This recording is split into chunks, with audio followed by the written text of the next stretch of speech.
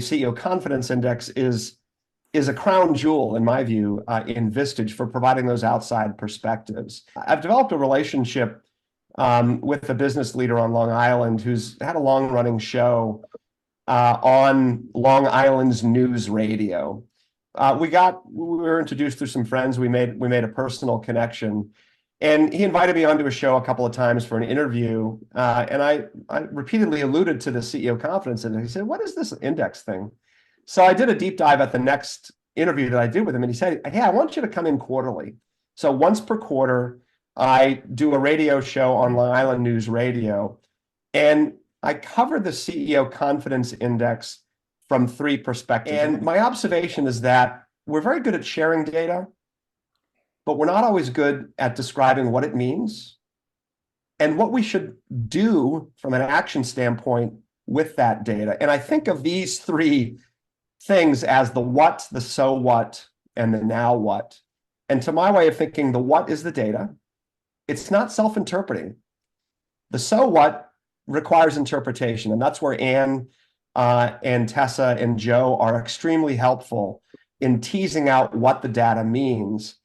And the third step is, okay, now what? Now what do we do? Now that we know what this data means.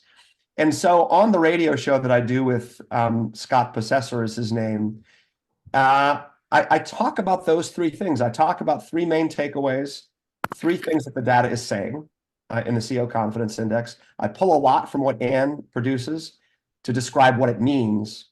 And then the third thing I do is I talk about members of my groups and the decisions that they're making, the challenges that they're facing, and what that reveals about the data. And in some cases, my CEOs are using that data to guide their strategic decision making.